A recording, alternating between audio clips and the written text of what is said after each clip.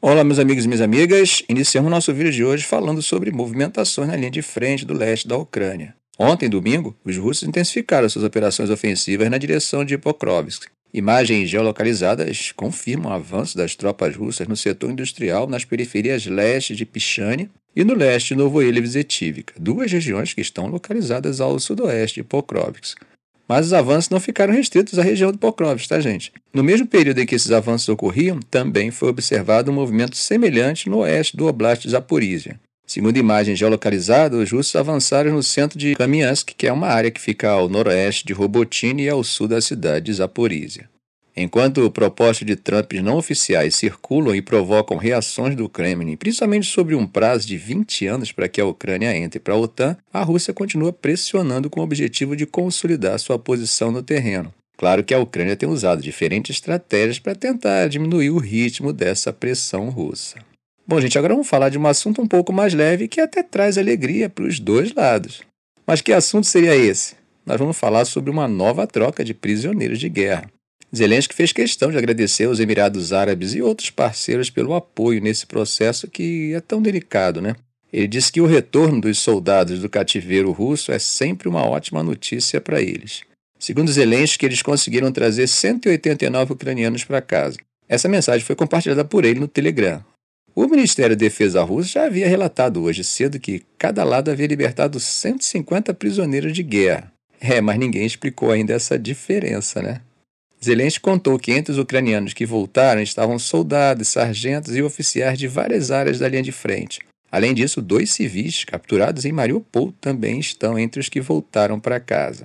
Imagens divulgadas que estão passando aqui na tela mostram dezenas de homens em um ônibus, alguns deles envoltos em cores azul e amarela da bandeira ucraniana.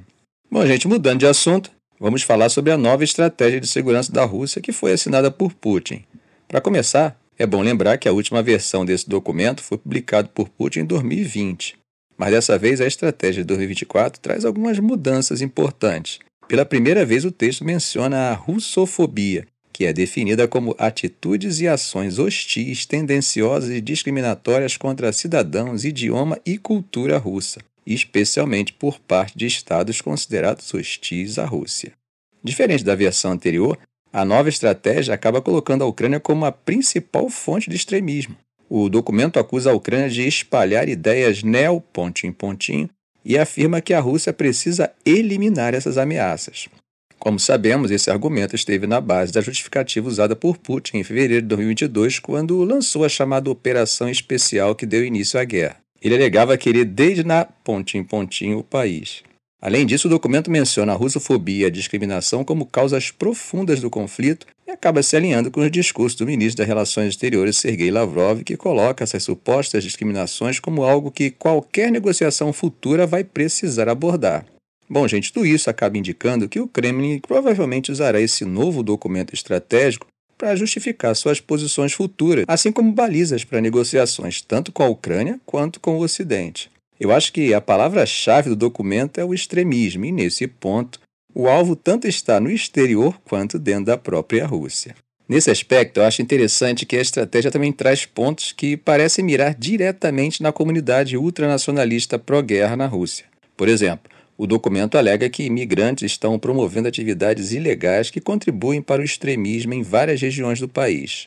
Ele propõe endurecer as políticas de imigração, combater eventos de propaganda entre imigrantes e ajustar programas educacionais no Cáucaso do Sul e na Ásia Central. Isso com o objetivo de prevenir a disseminação da russofobia. Esse foco nos migrantes, de alguma forma, atende a demandas antigas de blogueiros ultranacionalistas russos que frequentemente pedem políticas migratórias mais rígidas e criticam a russofobia em antigos estados soviéticos como o Cazaquistão. Bom, gente, para Putin é um equilíbrio bem delicado. Atender a esse eleitorado xenófobo e ultranacionalista, que é um dos pilares de apoio à guerra na Ucrânia, mas sem comprometer a necessidade de mão de obra migrante para a economia e até para o exército russo. Bom, gente, agora vamos conversar sobre a mudança que está virando a página da geopolítica energética na Europa. Hoje, segunda-feira, a Rússia ainda enviou gás para clientes europeus através da Ucrânia, mas estamos vivendo os últimos dias antes do vencimento do acordo, que expira no final desse ano, ou seja, amanhã. Com isso, ao menos ao que parece, estamos assistindo praticamente o fim do domínio da Rússia sobre o mercado de gás europeu. Os suprimentos de gás russo via Ucrânia estão prestes a parar já nas próximas horas do 1º de janeiro, o que acaba marcando o fim de um contrato de 5 anos. Kiev deixou claro que não vai negociar um novo acordo enquanto a guerra com a Rússia continuar, e já estamos quase no 3º ano desse conflito. É interessante lembrar, gente, que durante décadas, desde a época da União Soviética, Moscou construiu uma participação enorme no mercado de gás europeu, chegando no auge a dominar 35% dele. Mas essa guerra na Ucrânia praticamente desmontou esse domínio da Gazprom, que era uma gigante no setor de energia da Rússia. Desde que a guerra começou lá em 2022, os russos perderam uma fatia enorme do mercado de gás para concorrentes como Noruega, Estados Unidos e Catar. Enquanto isso, a União Europeia tem se esforçado para reduzir sua dependência do gás russo e não foi fácil. Essa queda no fornecimento russo acabou elevando os preços do gás a níveis históricos, o que gerou inflação e deixou o custo de vida bem mais pesado para os europeus. Mas olha só, o término desse acordo de trânsito agora não deve causar aquele caos de preços que vimos lá em 2022. Sabe por quê? Porque os volumes restantes de gás são bem pequenos. Em 2023, a Rússia enviou só 15 bilhões de metros cúbicos de gás via Ucrânia, o que é apenas 8% do que era nos tempos áureos, lá em 2018, 2019. Hoje, praticamente todas as rotas de gás russo para a Europa estão fechadas. A Yamal Europa, que passa por Belarus, e a Nord Stream, lá no Báltico, foram encerrados. Aliás, vocês lembram, né, que a Nord Stream foi danificada em 2022, né? Agora, as únicas rotas ainda ativas são a Blue Stream e o Turk Stream, que passam pelo Mar Negro até a Turquia. E parte desse gás que vai para a Turquia acaba sendo redirecionado para a Europa, incluindo para a Hungria. Sem dúvida, é um cenário bem diferente do que era há alguns anos atrás. A Gazprom teve um prejuízo pesado em 2023, algo em torno de 7 bilhões de dólares, o primeiro déficit anual desde 1999. E tudo isso por conta da perda do mercado de gás na União Europeia. Essa situação gerou uma série de conflitos, tanto contratuais quanto políticos. Por exemplo, na Moldávia, o primeiro-ministro Dorin Hristian pediu ao governo para se preparar para uma possível nacionalização da Moldovagás, que, vale lembrar, é metade da Gazprom. Por outro lado, a Gazprom disse que planeja cortar as exportações de gás para a Moldávia já a partir de 1º de janeiro por causa das dívidas não pagas. A Moldávia, claro, negou estar devendo e acusou a Rússia de querer desestabilizar o país, o que Moscou também negou. Na última sexta-feira, o primeiro-ministro da Eslováquia, Robert Fico, falou que o país pode pensar em medidas recíprocas contra a Ucrânia. Uma delas seria parar de fornecer energia de backup, caso Kiev realmente interrompa o trânsito de gás a partir de 1º de janeiro.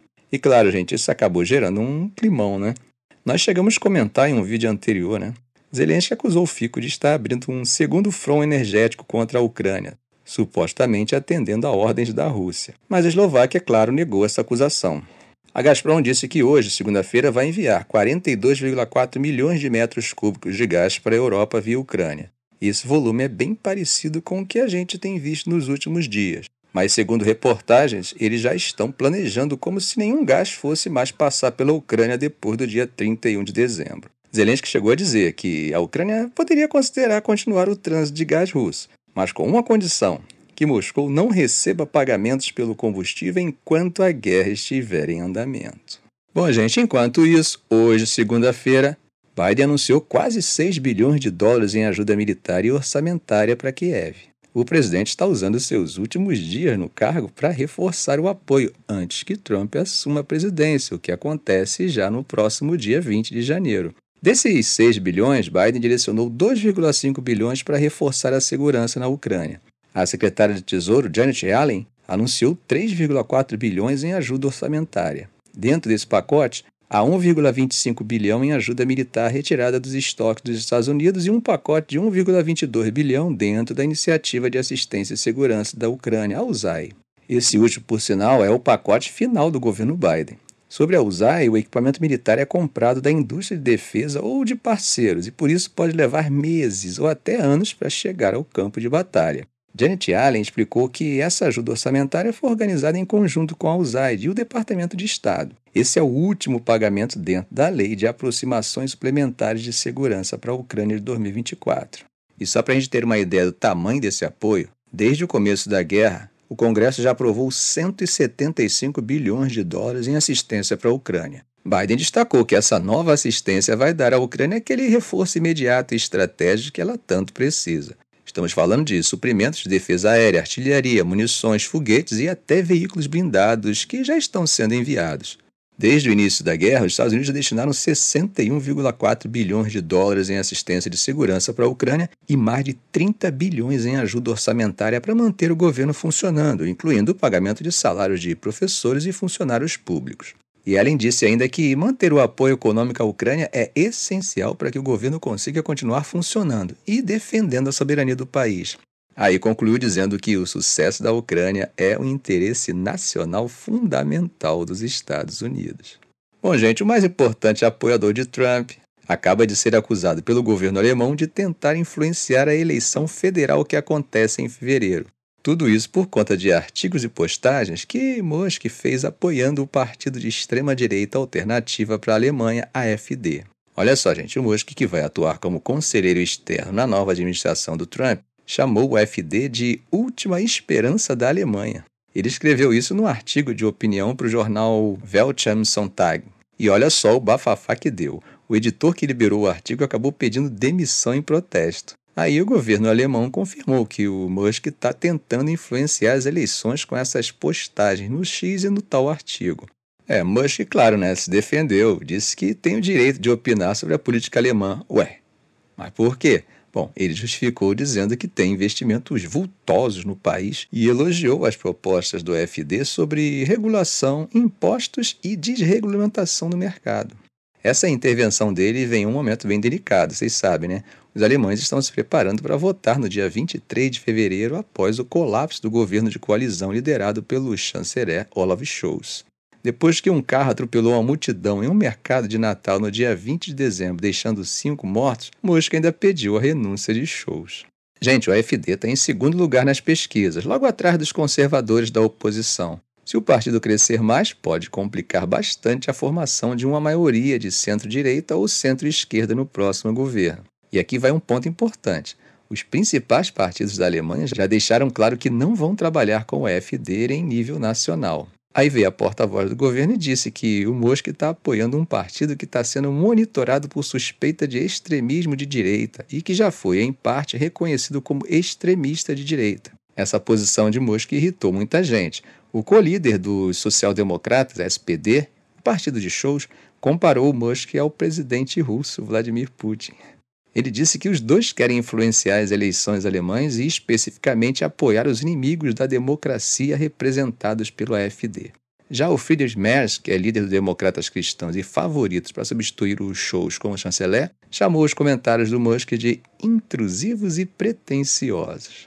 Bom, gente, atravessando o Mediterrâneo, o Dr. Hussam Abu Safia foi detido durante uma operação que fechou o último hospital em funcionamento no norte de Gaza, o Kamal Adwan, sobre o qual nós falamos em um vídeo anterior.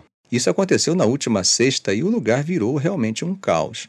Segundo a equipe do hospital, os soldados israelenses iniciaram um incêndio, mandaram todo mundo sair e demorou horas antes de expulsá-los de lá. Aí no sábado, o exército israelense disse que prendeu o Dr. Abu Safia porque ele seria um agente T do Hamas. Eles também afirmaram que o hospital estava sendo usado como um centro de comando e controle do grupo. Só que até agora não apresentaram nenhuma evidência para sustentar essa acusação, Enquanto isso, a família dele está desesperada tentando descobrir o paradeiro dele.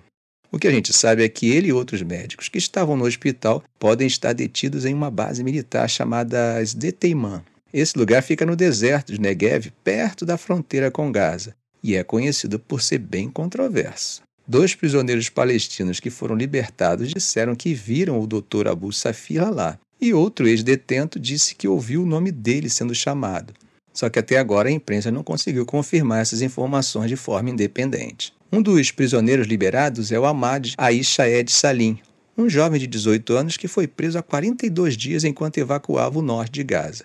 Ele contou que viu um médico da família Abu Safia chegando ao local no sábado. Ficamos por aqui. Se esse vídeo foi útil a você, faça um comentário, compartilhe em suas redes sociais, dê um like. E é claro, se ainda não for inscrito, inscreva-se no canal e ative o sininho para não perder os próximos vídeos. Ok, gente? Um grande abraço do professor Arão Alves.